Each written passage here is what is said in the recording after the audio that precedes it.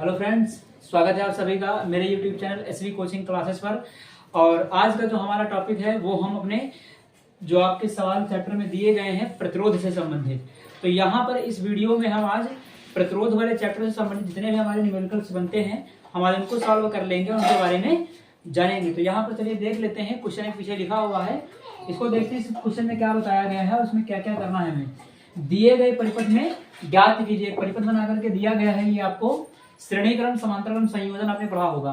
तो श्रेणीक्रम समांतरक्रम संयोजन का ये एक डायग्राम बना हुआ है फिगर। इसमें प्रतिरोध देख लीजिए, 3 ओम यहाँ पर है, 3 ओम यहाँ पर, 3 ओम यहाँ पर, ये तीनों 3 ओम दिए गए हैं। और ये प्रतिरोध लगा हुआ है 2 ओम का। ये धारा हो गई, ये वोल्ट है, और ये इधर से धारा गई है, ये इधर से धारा आई है। ये बैटरी का प्लस चार्ज है, ये नेगेटिव चार्ज है, माइनस चार्ज। देखिए इसमें पूछता है क्या क्या निकालने के लिए है। नंबर फर्स्ट कह रहा है कि कुल प्रतिरोध ज्ञात कीजिए, यानी परिपथ का तुल्य प्रतिरोध ज्ञात कीजिए। श्रेणीक्रम समांतरक्रम दोनों के लिए होता है। सेकंड नंबर कह रहा है कि धारा ज्ञात कीजिए, और थर्ड कह रहा है कि 2 ओम प्रतिरोध के सिरों के बीच विभवांतर ज्ञात कीजिए। तो इसको हमें सॉल्व कैसे करना होगा, इसको सॉल्व हम ऐसे करेंगे कि हमें देखना होगा सबसे पहले डायग्राम को कि उसमें हमें श्रेणीक्रम और समांतर क्रम यानी इन सीरीज और पैरेलल कॉम्बिनेशन को पहचानना होगा। जब आप इन सीरीज और पैरेलल कॉम्बिनेशन श्रेणीक्रम समांतरक्रम संयोजन को पहचान पाएंगे तभी इस क्वेश्चन को सॉल्व कर पाएंगे, अन्यथा नहीं कर पाएंगे।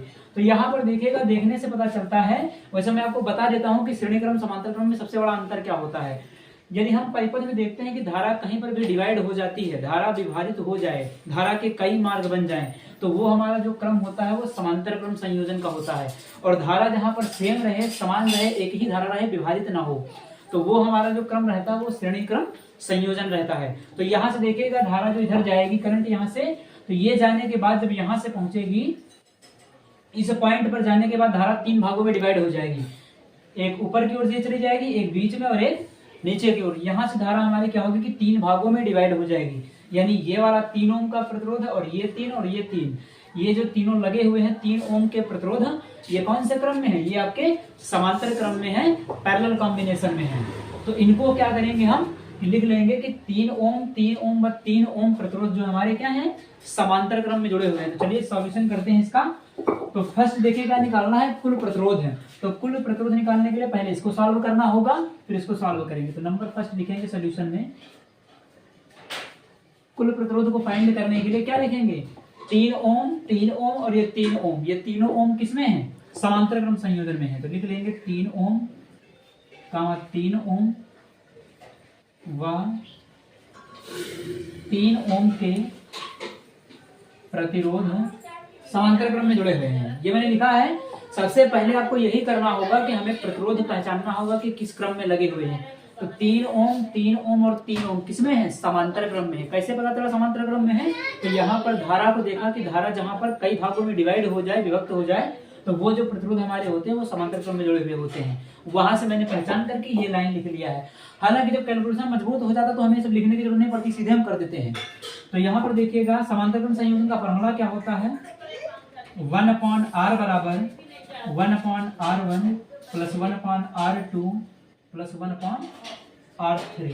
ये होता है r1 r2 r3, r1 r2 r3 तीनों होंगे, जोड़ देते हैं यहाँ पर इनको हम, यानी 1/r बराबर 3 प्लस 1/3 प्लस 1/3। तीनों का मान मैंने रख लिया, r1 r2 r3 तीनों दिए गए हैं। तो इनको जोड़ लेंगे, तो ये जोड़ लेंगे, सबके हर क्या है, बराबर है, तो ये जुड़ जाएगा। 3 और 3 दोनों पर नीचे 3 3 हो गया, कैंसिल आउट हो जाएगा। तो कितना आएगा, जो r का मान यहाँ से हमें मिलेगा वो मिलेगा 1 और ओम। ये मिल गया, नहीं समांतर क्रम वाले को जोड़ने पर हमें कितना मिलेगा प्रतिरोध, r बराबर मिल गया 1 ओम। इन तीनों को जोड़ लिया। अब देखिए, इन तीनों को जब जोड़ लेंगे तो ये डायग्राम क्या होगा, एक ही में क्या हो जाएगा, फिक्स हो जाएगा, छोटा हो जाएगा। अब ये डायग्राम कैसे बनेगा तो मैं बना करके आपको समझा देता हूं। अब ये डायग्राम आपका बन जाएगा इस तरीके से।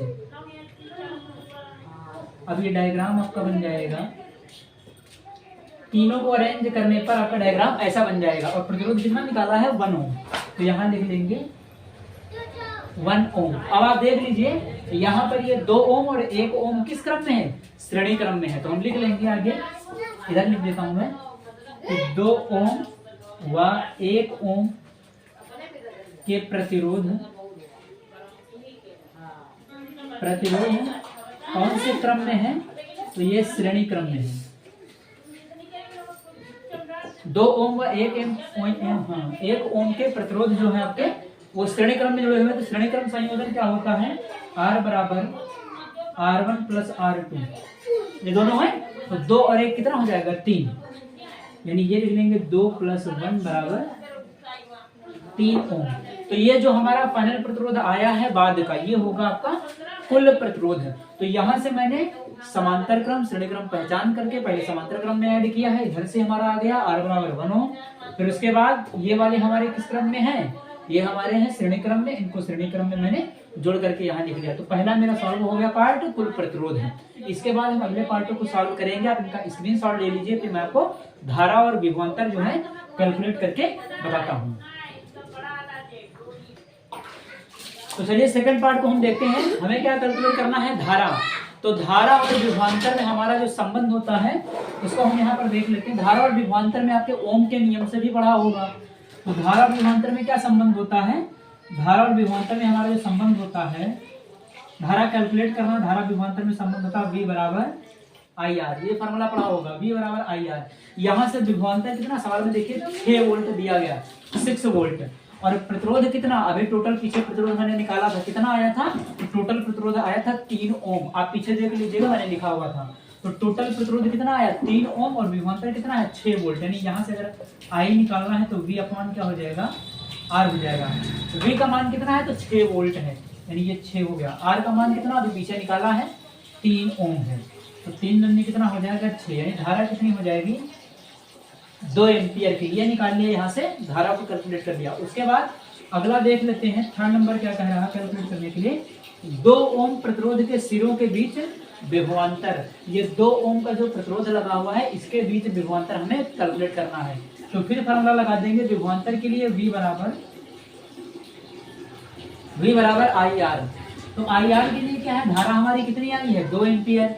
R कितना है? तो R इस बार देखिए, इस बार हमें फाइनल वाला 3 ओम प्रतिरोध नहीं, वो सवाल में कह रहा है स्पेशल कंडीशन कह रहा कि 2 ओम वाले के बीच में निकालना है। हमने जो लास्ट में निकाला उसमें नहीं कर रहा, कह रहा कि जो 2 ओम का प्रतिरोध लगा है ये वाला, यानी यहाँ पर R का मान कौन सा रखना होगा? ये जो ऊपर कह रहा है 2 ओम ये वाला, इसका रखना है। R 3 निकाला वो नहीं रखना, सवाल में कह दिया उसने। तो देखिए यहाँ पर कर लेंगे V बराबर I का मान कितना है? 2 है।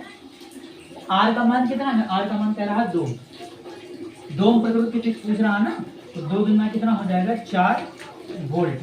यानी ये निकल आया हमारा 4 वोल्ट। विभवांतर कितना आ गया?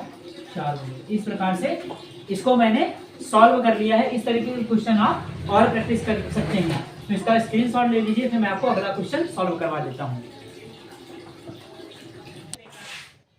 तो चलिए देखते हैं, अगले क्वेश्चन को सॉल्व करते हैं। और इस क्वेश्चन को करने के बाद आप श्रेणी क्रम समांतर क्रम संबंधित जो भी डायग्राम फिगर आपको मिलता है, जहां से भी क्वेश्चन मिलते हैं, आप उनकी प्रैक्टिस करिएगा। तो चलिए समझ लेते हैं इस डायग्राम को हम। यहाँ देखिए, यहाँ पर बना हुआ है कि दिए गए परिपथ में ज्ञात कीजिए। एक परिपथ बना करके दिया, उसमें क्या क्या चीजें आपसे पूछा हुआ है। तो देखिएगा, लिखा हुआ नंबर फर्स्ट क्या है कि A व C के मध्य तुल्य प्रतिरोध। A और C, ये A और C के बीच पूछ रहा है तुल्य प्रतिरोध ज्ञात करना है, ये पूछा है। सेकंड नंबर में परिपथ में धारा, ये जो धारा बह रही है, धारा कैलकुलेट करने के लिए आपसे कह रहा है। अगला क्या कहता है कि A व B के बीच विभवांतर, ये A है और ये B है, तो A और B के बीच क्या कह रहा है? विभवांतर कैलकुलेट करने के लिए कह रहा है। तो चलिए एक क्रम से हम सभी को सॉल्व करते हैं। तो सबसे पहले हम सॉल्व करेंगे A व C के मध्य तुल्य प्रतिरोध, यानी A और C के बीच। A यहाँ है, C यहाँ है, लेकिन उससे पहले उसमें B भी आया है, यानी इसको भी सॉल्व करना पड़ेगा, क्योंकि A से C सीधे डायरेक्ट नहीं पहुंच सकते। यहाँ A से पहले B जाएंगे, फिर B से C जाएंगे। तो सबसे पहले इसको सॉल्व करने के लिए क्या करना होगा, मैंने तरीका को बता रखा है। सबसे पहले डायग्राम में मुझे श्रेणी क्रम समांतर क्रम संयोजन पहचानना होगा। और वो कैसे पहचानेंगे, तो वो हम धारा की सहायता से। एकमात्र तरीका है धारा से पहचानने का। अगर हमें धारा को पहचानना आ गया तो हम श्रेणी क्रम समांतर क्रम पहचान हो रही है, धारा विभाजित हो रही है, तो वो जो हमारा क्रम बनेगा वो समांतर क्रम संयोजन बनता है। और अगर धारा एक ही बह रही है पूरे परिपथ में, तो वो हमारा बनता है श्रेणी क्रम संयोजन। तो यहाँ पर देखिएगा, जैसे धारा यहाँ से गई, तो यहाँ से जाने के बाद जब धारा यहाँ जाएगी तो 2 भागों में डिवाइड हो जाएगी। एक धारा इधर चली जाएगी और एक धारा इधर चली जाएगी, यानी यहाँ पर जाने के बाद धारा दो भागों में डिवाइड है, तो ये वाले और ये वाले क्या होंगे, ये समांतर क्रम में होंगे। वैसे यहाँ भी धारा यहाँ से आई और इधर फिर दो भागों में डिवाइड होगी, इधर और इधर, तो ये क्या होंगे, समांतर क्रम में होंगे। यानी ये वाली जो धारा इधर जाएगी इस साइड में, इधर जाने वाली धारा तो एक ही रहेगी ना, ये वाली धारा यहाँ से जाएगी और यहाँ से जाने के बाद यहाँ से जाने के बाद ऐसे चली जाएगी, इधर से जाएगी और इधर से इधर चली जाएगी। यानी इस वाले में जो 1 ओम और 1 ओम लिखा हुआ है, 1 ओम 1 ओम, इसमें जो धारा बहेगी वो कौन सी होगी, श्रेणी क्रम संयोजन की होगी। ये क्रम कौन सा होगा आपका, ये जो क्रम होगा आपका वो श्रेणी क्रम संयोजन होगा। आप देखने से पता चल रहा ना, धारा इसमें सेम ही जाएगी ना, एक ही धारा बहेगी, तो 1 ओम और 1 ओम के प्रतिरोध किस क्रम में है, श्रेणी क्रम में है। तो लिख लेते हैं यहाँ पर सोल्यूशन में, सबसे पहले ए सी के मध्य तुल्य प्रतिरोध ज्ञात करना है, तो हम लिख लेंगे कि 1 ओम व 1 ओम, ये ओम का सिंबल होता है, 1 ओम व 1 ओम का सिंबल है। तो उसके बाद देखिएगा कि 1 ओम और ये 1 ओम किसमें, श्रेणी क्रम में है, तो 1 ओम श्रेणी क्रम में है ना। मैंने थोड़ा सा लिखा है श्रेणी क्रम में जुड़े हुए हैं, आप पूरा लिख लीजिएगा। तो 1 ओम किसमें, श्रेणी क्रम में। श्रेणी क्रम में फार्मूला क्या होता है, R बराबर R1 प्लस R2। तो यहाँ पर देखिएगा कि R बराबर कितना हो जाएगा, R1 कितना 1 ओम, R2 कितना 1 ओम, तो 1 प्लस 1 कितना हो जाएगा 2 ओम। समझ में आया होगा। ये वाले प्रतिरोध किस क्रम में है, श्रेणी क्रम में। अब देखिए ना, धारा यहाँ क्या है, एक ही धारा तो जाएगी इधर, इधर से इधर, यहाँ तक तो एक ही धारा जाएगी, तो ये क्रम किस क्रम में होंगे, श्रेणी क्रम में होंगे। दोनों को जोड़ लिया, 1 ओम और 1 ओम कितना हो गया 2 ओम। अब ये दोनों जब जुड़ जाएंगे तो ये जुड़ जाएंगे तो डायग्राम आपका बदल जाएगा, इन दोनों की जगह पर क्या होगा, 1 लग जाएगा, यानी ऐसे हो जाएगा कुछ। डायग्राम आपका जो बन जाएगा वो ऐसे बन जाएगा, ऐसे बन जाएगा, ये डायग्राम आपका ऐसे बन जाएगा, है ना। ये मैं डायग्राम आपको बना करके समझा देता हूं, आप इसको माइंड में रखिएगा, दिमाग में रखिएगा। आप ऐसे एग्जाम में करेंगे तो आप इसको दिमाग में रखना होगा। तो यहाँ पर कितना आ गया हमारा 2 ओम हो गया और ये 2 ओम हो गया। अब यहाँ से हमारी धारा है ना। अब ये हमारा पॉइंट क्या है, बीच से हमारा पॉइंट एक खत्म हो गया, बी पॉइंट खत्म हो गया। अब बचा हमारा कौन, ए बचा हुआ है और यहाँ से सी, क्योंकि बी वाले को यहाँ पर देखिएगा 2 ओम 2 ओम। इस डायग्राम को सॉल्व कर लेंगे तो ऐसा डायग्राम बन जाएगा। इसको दिमाग में केवल रखना है समझने के लिए अपने, है ना, क्योंकि बनाना नहीं है इतनी बार डायग्राम, हमने समझाने के लिए आपको बना दिया है। तो ये 2 ओम और ये 2 ओम किस क्रम में होंगे, ये समांतर क्रम में होंगे। कैसे होंगे, धारा यहाँ से जैसे जाएगी दो भागों में डिवाइड हो जाएगी, ये वाली एक इधर चली जाएगी, एक इधर चली जाएगी, तो ये दोनों किस में है, समांतर क्रम में है। तो 2 ओम और 2 ओम किस क्रम में जुड़े हैं, समांतर क्रम में। और ए और सी के बीच ही पूछ रहा था कि प्रतिरोध ज्ञात करना है, तो इन दोनों को किसमें जोड़ेंगे, समांतर क्रम में। यानी लिख लेंगे यहाँ पर हम कि 2 ओम व 2 ओम किस क्रम में जुड़े हैं, समांतर क्रम में, है ना। आप पूरा लिख लीजिएगा, 2 ओम व 2 ओम के प्रतिरोध समांतर क्रम में जुड़े हुए हैं। उसके बाद तो जोड़ लेंगे, समांतर क्रम का फॉर्मूला क्या होगा, 1/r बराबर 1/r1 प्लस 1/r2। R1 का मान 2 ओम, R2 का मान 2 ओम, तो 1/2 हर बराबर है तो ऊपर वाले का जो जुड़ जाएंगे दोनों, तो ये कितना हो जाएगा 2 और नीचे कितना हो जाएगा 2। हर बराबर है ना, तो ऊपर वाले दोनों क्या होंगे, जुड़ जाएंगे। तो 2 से 2 कैंसिल हो गया, तो कितना बचेगा 1। यानी ए और सी के बीच प्रतिरोध कितना निकाल लिया मैंने, दोनों को अब जोड़ लिया। अब ये खत्म हो गया टोटल आपका। अब ये अगर इसको बनाना चाहे, इसको सॉल्व करना चाहे, तो ये दोनों जुड़ गए और जुड़ करके पूरा टोटल कितना बन जाएगा 1। ये परिपथ ऐसे बन गया, टोटल जोड़ लिया ना और दोनों को सॉल्व किया तो कितना आया है 1 ओम आया। यानी ए और सी के बीच, जो आपसे पूछ रहा था ए और सी के मध्य तुल्य प्रतिरोध कितना आया है, ए और सी के बीच 1 ओम। यानी लास्ट वाला जो हमारा आ गया है आर बराबर, आर डैश हो सकता है या आर बराबर भी लिख सकते हैं, कोई दिक्कत नहीं, 1 ओम। तो पहले पार्ट को हमने सॉल्व कर लिया। स्क्रीनशॉट ले लीजिए, फिर मैं आपको परिपथ में धारा और ये विभवांतर कैलकुलेट करके दिखाता हूँ। तो चलिए देख लेते हैं हम परिपथ में धारा को कैलकुलेट करते हैं। देखिए धारा को कैलकुलेट करना है तो क्या करेंगे, आपको धारा का फार्मूला पता होगा, ओम के नियम से V बराबर IR लगा देंगे। तो सेकंड नंबर देख लेते हैं, हमें सॉल्व क्या करना है, धारा निकालना है। तो धारा निकालने के लिए हम क्या लिखेंगे, सोल्यूशन, और धारा कैलकुलेट करना है। तो धारा कैलकुलेट करने के लिए क्या करेंगे भाई, ओम के नियम से। तो क्या होता है ओम का नियम, V बराबर IR। यहाँ से धारा निकाल लेंगे तो I निकालना हमें, तो I बराबर क्या हो जाएगा, V के अपॉन में आ जाएगा, तो V अपॉन R हो जाएगा। V वोल्ट विभवांतर का है ना, विभवांतर है ना, विभव, तो कितना दिया गया 2 वोल्ट, ऊपर देखिएगा यहाँ पर लिखा हुआ 2 वोल्ट है। कैपिटल आर कितना होगा, तो कैपिटल आर मैंने भी टोटल प्रतिरोध आपको पीछे निकाल करके दिखाया, कितना आया था 1 ओम, देख लीजिएगा पीछे है ना। इसको पूरा छोटा सॉल्व कर लिया तो 1 ओम आया है लास्ट में, तो ये डिवाइड कर लेंगे कितना आ जाएगा 2 एम्पियर, यानी इस प्रकार से हमारी धारा कितनी आ गई 2 एम्पियर की। टोटल प्रतिरोध रखना है, हमने लास्ट में निकाला था, अभी पीछे आप देख लीजिएगा 1 ओम मैंने निकाला था पीछे है ना। तो ये हो गई आपकी धारा। उसके बाद थर्ड नंबर कह रहा कि ए व बी के बीच विभवांतर, यहां दिमाग लगाने का आपको है। देखिए ए व बी के बीच विभवांतर पूछा इसने, ये ए है और ये बी है, इन दोनों के बीच पूछ रहा है कि विभवांतर निकालिए। तो इन दोनों के बीच विभवांतर हम तभी निकाल पाएंगे जब हमें पता चलेगा इन दोनों के बीच धारा कितनी है, क्योंकि धारा 2 भागों में डिवाइड हो रही है। यहाँ से धारा जाएगी और ए पर जैसे पहुंचेगी इसके पास 2 रास्ते हो गए, एक धारा इधर चली जाएगी, एक धारा उधर चली जाएगी। अब क्या करेंगे, तो हमें पता करना होगा कि ए और बी के बीच कितनी धारा जा रही है, तो नई धारा कैलकुलेट करना होगा। नई धारा कहाँ से आएगी, तो पुरानी धारा क्या हो रही है 2 भागों में डिवाइड हो रही है, तो पुरानी वाली धारा का क्या कर देंगे आधा कर देंगे है ना। बस यहाँ से हमें क्या मिल जाएगी नई वाली धारा मिल जाएगी। बस यहाँ से विभवांतर का फॉर्मूला लगा करके V बराबर आई आर कैलकुलेट कर लेंगे। तो चलिए इसको सॉल्व कर लेते हैं। तो हमें क्या करना है, नंबर 3 वाले के लिए ए व बी के बीच विभवांतर निकालना। तो तीसरे का सोल्यूशन देखिएगा, एक लाइन लिख लीजिएगा, मैं बोल देता हूं कि यहां से धारा जाने के बाद ए व बी के बीच क्या होगी, धारा 2 भागों में डिवाइड हो जाती है, यानी धारा यहां से क्या होती है कि 2 भागों में विभाजित हो जाती है। अतः परिपथ की नई धारा या ए व बी के बीच नई धारा क्या हो जाएगा आई डैश बराबर नई धारा। तो हमने कर लिया कि आई डैश बराबर, आप कुछ भी लिख सकते हैं, I1 I2 लिख सकते हैं, तो चाहे I1 I2 कर लीजिए या आई डैश मैंने लिख लिया। आई डैश बराबर क्या हो जाएगा, धारा कितनी हुई, पुरानी वाली धारा कितनी हो गई है, आधी हो गई है, तो पुरानी वाली धारा हो गई और ये अपॉन में 2 हो गया। समझ में आ रहा होगा, क्योंकि जो पहले से धारा यहाँ से गई है पुरानी धारा यहाँ से क्या हो गई आधी आधी, इसलिए आई का आधा कितना I/2 तो ही होगा। तो आई डैश बराबर I/2, आई कितना निकाला 2 एम्पियर, तो ये कितना आया है 2 एम्पियर और नीचे कितना है 2, तो 2 से 2 कैंसिल हो गया तो कितना आ गया 1 एम्पियर।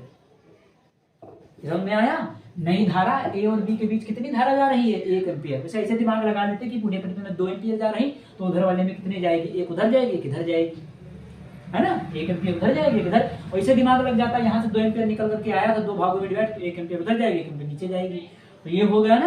तो यहाँ से मैंने इसको कैलकुलेट कर लिया, नई धारा आई बराबर आई डैश बराबर 1 एम्पियर। अब यहाँ से ए व बी के बीच विभवांतर, ए व बी के बीच विभवांतर निकालना है, तो V बराबर आई आर फॉर्मूला लगा देंगे। तो V बराबर, अब कौन सी धारा, तो जो A और B के बीच में जा रही, A और B के बीच में कौन सी धारा जा रही, आई डैश बराबर कितना आया 1 एम्पियर, ये रखना है ये नहीं रखना, ध्यान रखिएगा। तो आई डैश बराबर 1 एम्पियर है ना, तो V बराबर आई डैश आर, V बराबर आई डैश है और ये R है, आई डैश कितना निकाला 1 एम्पियर, तो यहाँ से हो गया ये 1 एम्पियर। R कितना निकाला था, तो R अभी पीछे हमने निकाला था, कितना आया था R आपका आया था 1 ओम आया था ना, तो यहाँ से कितना हो जाएगा 1 × 1 और V बराबर कितना हो जाएगा, ये विभवांतर 1 को 1 से मल्टीप्लाई कर लेंगे 1 वोल्ट हो जाएगा, यानी विभवांतर कितना आ गया 1 वोल्ट का आ जाएगा ए व बी के बीच विभवांतर। इस प्रकार से ये हमारा सवाल सॉल्व हो गया। देखिए इस तरीके से कोई भी क्वेश्चन आता है तो आपको बिल्कुल एज इट इज ऐसे ही लगाना है, परिपथ को पहचानना होगा और उसमें जैसे जैसे बताता जाए वैसे वैसे आपको करते जाना है, इनकी प्रैक्टिस करनी है तभी आप ये सीख पाएंगे, है ना। तो इसका स्क्रीनशॉट ले लीजिए, फिर मैं कुछ सवाल आपको और सॉल्व करवा देता हूँ। तो चलिए सॉल्व करते हैं। देखिए इस तरीके के क्वेश्चन भी आपके एग्जाम की दृष्टि से 1 नंबर के लिए और लॉन्ग क्वेश्चन के लिए भी बहुत इंपॉर्टेंट है, वो जुड़कर के क्वेश्चन में आ जाते हैं, है ना, कि लिखना भी होता है और क्वेश्चन भी करना होता है, तो इसमें इंपॉर्टेंट हो जाता है। चलिए देख लेते हैं कि 250 वोल्ट तथा 5 एम्पियर फ्यूज वाले, है ना, 5 एम्पियर फ्यूज वाले परिपथ में 25 वाट के कितने बल्ब जल सकते हैं। पूछ रहा कि 25 वाट के कितने बल्ब जल सकते हैं, है ना। जो विभवांतर कितना है 250 वोल्ट है, धारा कितनी है 5 एम्पियर की, तो पूछ रहा कितने बल्ब जल सकते हैं। तो इस प्रकार का कोई भी क्वेश्चन आता तो आपको बल्ब की संख्या मान करके लगाना है ना, बल्ब की संख्या मान लेंगे तभी लगा पाएंगे। और ये पूछ रहा कि कितने बल्ब जल सकते हैं, है ना, शक्ति पूछ रहा है, संख्या पूछ रहा है बल्ब की। तो यहाँ पर लिख लेते हैं कि माना, सोल्यूशन में लिख लेंगे हम, माना कुछ भी मान सकते हैं, n x y a b c d कुछ भी मान सकते हैं, तो माना कितने बल्ब जल सकते हैं, n बल्ब जल सकते हैं, और कितने वाट के तो 25 वाट के 25 गुणे n हो जाएगा ना। 25 वाट के हैं और कितने बल्ब जल सकते हैं, संख्या में कैलकुलेट करनी, 25 के साथ ही हमें n को रखना होगा, है ना। तो यहाँ पर लिख लेते हैं जल सकते हैं, तो P बराबर क्या हो जाएगा 25 गुणे n। 25 गुणे n, वाट लिखना चाहे तो वाट लिख सकते हैं ना, क्योंकि वाट लिखा हुआ है। तो 25 गुणे n वाट लिख लिया इस तरीके से। तो ये आपको ऐसे ही करना है। उसके बाद फार्मूला देख लेते हैं, हमारा जो शक्ति का फार्मूला आपने पढ़ा होगा, P बराबर VI यानी विभवांतर गुणे धारा। ये फार्मूला होता है, आपने विद्युत शक्ति या विद्युत सामर्थ्य की परिभाषा जब पढ़ी होगी तो वहां ये फार्मूला आपको मिलता है। तो यहाँ पर देखिए P की वैल्यू कितनी 25 गुणे n वाट, V की वैल्यू कितनी सवाल में दी गई कितनी, देखिए 250 वोल्ट दिया गया। धारा कितनी है 5 एम्पीयर, बिल्कुल आसान है, सॉल्व कर लेंगे। तो P का मान कितना है 25 और गुणे n क्या है बल्ब की संख्या, ये तो कैलकुलेट करना है। V क्या है, V देखिए 250 वोल्ट आपके सवाल में दिया गया, ऊपर देखिए 250 वोल्ट दिया है, विभवांतर है ना। उसके बाद धारा कितनी है 5 एम्पीयर की, तो 250 गुणे 5 कर दिया। n कैलकुलेट करना, 25 को दरवेज नीचे, तो n बराबर हो जाएगा 250 गुणे 5 और ये हो जाएगा 25। उसके बाद काट देंगे यहाँ से 25 हो जाएगा, 5 5 25 हो जाएगा। और उसके बाद यहाँ से इसको काट देंगे तो ये कितना हो जाएगा, यानी बल्ब की संख्या कितनी कैलकुलेट हो गई 50। इस तरीके से आप इसको सॉल्व कर लेंगे। हमारे जो बल्ब की संख्या आएगी वो कितने बल्ब जल सकते हैं, तो 25 वाट के 50 बल्ब जल सकते हैं। यहाँ पर कैलकुलेट करके कैलकुलेशन करके इस तरीके से लगा लिया है। इसका स्क्रीनशॉट ले लीजिए, फिर मैं आपको अगला क्वेश्चन सॉल्व करवा देता हूँ। तो चलिए देखते हैं इस क्वेश्चन को सॉल्व करते हैं। देखिए इस क्वेश्चन में क्या बताया गया है, विद्युत मोटर से संबंधित प्रश्न है। तो देखिएगा इस तरीके के प्रश्न आपके एग्जाम की दृष्टि से बहुत इंपॉर्टेंट है। एक विद्युत मोटर 220 वोल्ट लाइन से 5 एम्पीयर धारा लेती है। मोटर की शक्ति और 2 घंटे में व्यय की गई ऊर्जा ज्ञात कीजिए, या व्यय की गई ऊर्जा की गणना कीजिए, है ना। तो ये कैलकुलेट करना, देखिए 2 चीजें पूछा है कि मोटर की शक्ति, तो विद्युत शक्ति या विद्युत सामर्थ्य आपने पढ़ा होगा P, तो शक्ति कैलकुलेट करना है P, और 2 घंटे में व्यय की गई ऊर्जा कैलकुलेट करनी है एनर्जी यानी E। तो यहाँ से देख लेते हैं, हम पहले क्या कर देंगे, विद्युत शक्ति विद्युत सामर्थ्य का फार्मूला आपको पता होगा कि P बराबर क्या होता है VI होता है। V विभवांतर है, कितना है 220 वोल्ट है, धारा कितनी है 5 एम्पीयर। तो यहाँ कर लेंगे हम सीधे 220 गुणे धारा कितनी है 5 एम्पीयर, तो ये कर लेंगे। ये हमारा कितना आ जाएगा 1100 वाट, ये 1100 वाट आ जाएगा। उसके बाद P हमने निकाल लिया, शक्ति निकाल लिया, P बराबर VI फार्मूले से। उसके बाद 2 घंटे में व्यय की गई ऊर्जा, 2 घंटा, तो समय जो हमें रखना होता है वो सेकंड में रखना होता है। तो 1 घंटे में कितने सेकंड होते हैं, आपको याद भी होगा 3600 सेकंड होते हैं। तो 2 घंटे में कितने सेकंड हो जाएंगे 7200 सेकंड। आप कन्वर्ट कर लीजिएगा, 2 × 60 × 60 यानी 2 × 60 × 60 7200 आ जाएगा। तो समय जो आपका हो जाएगा 7200 सेकंड हो जाएगा। फार्मूला क्या बनेगा, तो E बराबर बन जाएगा, है ना। ये आपका जो फार्मूला बन जाएगा क्या हो जाएगा, तो यहाँ पर जो आपका फार्मूला है वो E बराबर बन जाएगा P × T। तो ये हमारा P कितना आया है, ये 1100 वाट आया है ना। तो कितना लिख लेंगे 1100 वाट, और T हमारे समय कितना लिखना होता है सेकंड में, तो सेकंड में 2 घंटे को कितना होगा 7200 सेकंड। तो यहाँ पर लिख लेंगे 7200 सेकंड। इन दोनों को सॉल्व कर लेंगे तो आपको आंसर मिलेगा 7.92 × 10⁶ जूल, है ना। तो किलोवाट में आंसर आएगा, लेकिन इसको जूल में कन्वर्ट करेंगे आप तो ये आपको आंसर मिल जाएगा। तो ये हमारा क्वेश्चन सॉल्व हो गया है। इसका स्क्रीनशॉट ले लीजिए, फिर मैं आपको अगला क्वेश्चन सॉल्व करवा देता हूं।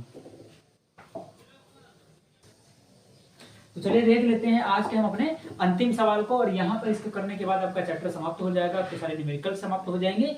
सारे टॉपिक, जैसा कि मैंने आपसे वादा किया था कि मैं आपको सारे के सारे इंपॉर्टेंट टॉपिक्स पर वीडियो उपलब्ध करवाऊंगा, तो यहाँ पर मेरा कंप्लीट हो जाएगा इसको करने के बाद। चलिए देख लेते हैं इसको। 20 ओम प्रतिरोध की एक विद्युत स्त्री, है ना, 5 एम्पीयर की धारा लेती है, तो 30 सेकंड में उत्पन्न ऊष्मा ज्ञात कीजिए। यहाँ पर विद्युत स्त्री से प्रश्न आया है, आपसे पूछा क्या है 30 सेकंड में उत्पन्न ऊष्मा, ऊष्मा का मतलब हीट, H निकालना है। तो H = VIT, आपने पढ़ा होगा ऊष्मा में संबंध, है ना। तो यहाँ से लिख लेते हैं H = VIT। तो यहां से VIT। अब देखिए एक चीज यहां पर है कि हमें क्या है कि यहां पर देखिए प्रतिरोध पता है और धारा पता है, यानी यहां पर हमें V नहीं पता। समय तो पता है T कितना है 30 सेकंड, लेकिन हमें I पता है, लेकिन हमें क्या है कि V नहीं पता है। तो V हमें कैलकुलेट करना पड़ेगा। तो V कहां से कैलकुलेट होगा, तो आपने फॉर्मूला पढ़ा होगा V बराबर IR, ये फॉर्मूला पढ़ा है ओम के नियम से। तो V बराबर IR, I कितना दिया गया 5 एम्पियर, तो 5 ही हो गया। R कितना दिया गया ये 20 ओम, ये हो गया ना। तो ये कितना हो जाएगा 20 बन 100 वोल्ट हो जाएगा, है ना। तो V का मान कितना हो गया ये। अब देखिए V का मान यहां से पता चल गया, यहां पुट कर देंगे तो आपको उत्पन्न ऊष्मा मिल जाएगी। तो लिख लेंगे ऊष्मा H is equal to, formula यही रख देना है VIT। V का मान कितना निकाल लिया 100, यानी ये हो गया 100। I का मान कितना है, तो I का मान है 5.5 into 10 to the power 4 joule, है ना। तो ये आपको उत्पन्न ऊष्मा हमें जूल में कैलकुलेट हो जाएगी। तो इस प्रकार से आपके सारे न्यूमेरिकल्स खत्म हो चुके हैं। मैंने आपको जितना कहा था उतना सब कुछ करवा दिया। उम्मीद करता हूं कि आप सभी को ये समझ में आया होगा। Thanks for watching this video.